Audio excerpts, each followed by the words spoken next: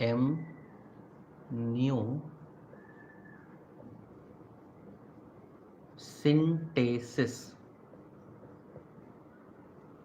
क्या होता है? ये भ्रूण परीक्षण का एक तरीका है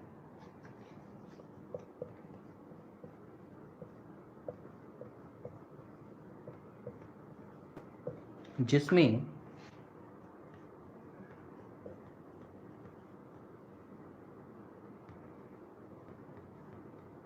गर्भ में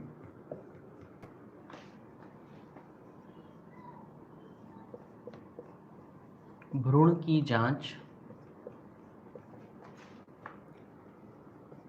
द्रव एमनियाटिक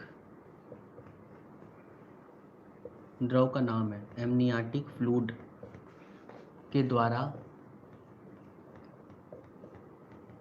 करके उसके गुणसूत्र की जांच करते हैं। बहुत आसान तरीके से लिखा है मैंने। तो एमनियोसिंथेसिस क्या है? बच्चे ने पूछा कि सर ये एमनियोसिंथेसिस क्या है? ठीक है, तो क्या करना है? एमनियोसिंथेसिस क्या होता है? देखो जरा, मान लो कोई मदर है और ये उनके पेट में बच्चा बन रहा है,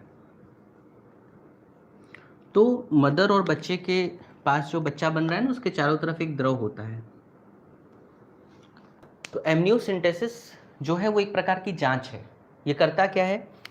इसमें इस द्रव की हम जांच करते हैं और इस द्रव से हम चेक करते हैं बच्चे का क्रोमोसोम।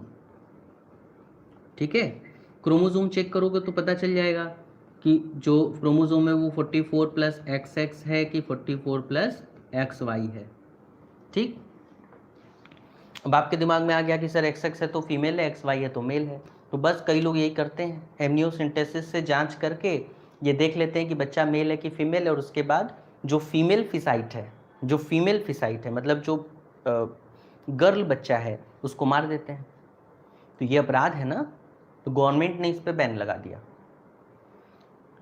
इसको इलीगल कर दिया, बैन लगा दिया, कहा ये जांच करो ही मत। क्योंकि ये करते थे फिर एबॉर्शन कर देते थे। जांच से प्रॉब्लम नहीं है, जांच के बाद एबॉर्शन करते थे। अभी उसके बारे में आगे पढ़ाएंगे, आज की क्लास में उस पर बात नहीं होगी, उस पर बात आगे की क्लासेस में होगी, आगे है वो टॉपिक। यहाँ पे जांच पढ़ना है, तो इस जांच को हम एमनियोसिंथेसिस कहते हैं। ये जांच इसलिए नहीं थी कि लड़का लड़की पता करें, ये जांच इसलिए थी कि बच्चे का क्रोमोसोम देखें, और क्रोमोसोम पे अगर कोई बीमारी है, जैसा कि आपने पढ़ा होगा कि डाउन सिंड्रोम होता है, टर्नर सिंड्रोम होता है, क्लाइनेफिल्टर सुना है ना, तो वो बीमारियां हैं अगर, तो ऐसा बच्चा अगर जन्म लेगा तो फिर वो क्या करेगा? उस समाज के लिए भी परेशानी होगी और उसको भी परेशानी होगी। तो गवर्नमेंट कहती है कि अगर ऐसे बच्चे हैं जिनमें कोई ऐसी बीमारी है जो जन्म के बाद सुधारी न जा सके, तो उसका ट्रीटमेंट कर दे, और अगर ट्रीटमेंट नहीं हो सकता तब उस बच्चे को ख़त्म कर देते हैं। ये इसलिए था, लेकिन कुछ लोग इसका मिसयूज़ करते हैं, इसलिए गवर्नमेंट ने इसको बैन कर दिया। बहुत से देशों में तो इलीगल है, हमारे देश में बाद में लीगल हुआ है, कैसे हुआ है वो आगे बताएंगे। अभी ये जानना था कि एमनियोसिंथेसिस क्या है। तो एमनियोसिंथेसिस है भ्रूण का एक परीक्षण का एक तरीका है जिसमें गर्भ में भ्रूण की जांच जो एमनियोटिक द्रव है ये इससे करते हैं। इसमें क्या जांचते हैं? गुणसूत्र जांचते हैं। गुणसूत्र जांच के बीमारी का पता लगाने की कोशिश करते हैं कि कोई अगर बीमारी है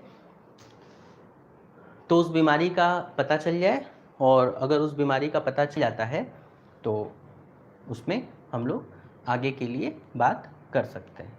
ठीक है, तो उसका उपाय कर सकते हैं। अब कुछ लोग इसका मिसयूज़ करते हैं, जो करता है अगर वो अपराध करेगा तो भाई सज़ा भी मिलेगा, इंडियन कॉन्स्टिट्यूशन है। ठीक है, तो ऐसा काम नहीं करना चाहिए, और ऐसा काम कभी भी कोई डॉक्टर नहीं करता, दूसरे टाइप के लोग होते हैं वही करते हैं। ठीक है, तो इन चीज़ों से बचना चाहिए, इसीलिए गवर्नमेंट ये सब पढ़ा रही है कि लोग अवेयर हों, सीखें, समझें, पढ़ाई का जो सही मकसद है वो कंप्लीट हो। ठीक, शिक्षा का जो उद्देश्य है वो पूरा हो पाए। तो ठीक है, इसको नोट कीजिए, कहीं समस्या हो तो पूछ लीजिए, कहीं भी थोड़ा सा भी कन्फ्यूज़न हो रहा हो, दिक्कत हो रही हो, थोड़ी सी भी जटिलता हो रही हो तो आप निसंकोच एकदम हमसे पूछिए। लड़के लड़कियों की शादी की उम्र बदल गई है। ठीक है, गवर्नमेंट ने शायद चेंज किया है, जो न्यू आया हुआ है वो शायद अब लड़कियों का भी 21 साल हो गया है, लड़कों का 25 साल हो गया है, बट अभी किताबों में तो वही है, तो आपको 18 और 21 ही याद करना पड़ेगा, ठीक है। तो इसको देख लीजिए। तो एमनियोसेंटेसिस जो है ये एक तरीका है जिससे बच्चे के अंदर कोई भी बीमारी है उसकी जांच हम लोग यहाँ पे कर सकते हैं। तो भ्रूण परीक्षण का एक तरीका है जिसमें गर्भ में जो भी बच्चा बन रहा है उसकी जांच हम लोग यहाँ पे कर सकते हैं, ठीक है। अब कैसे अबॉर्शन होता है वो सब आगे पढ़ना है, यहाँ पढ़ाने से कोई फ़ायदा नहीं है, ठीक है। तो जिसने पूछा था मैंने बता दिया। चलो भाई।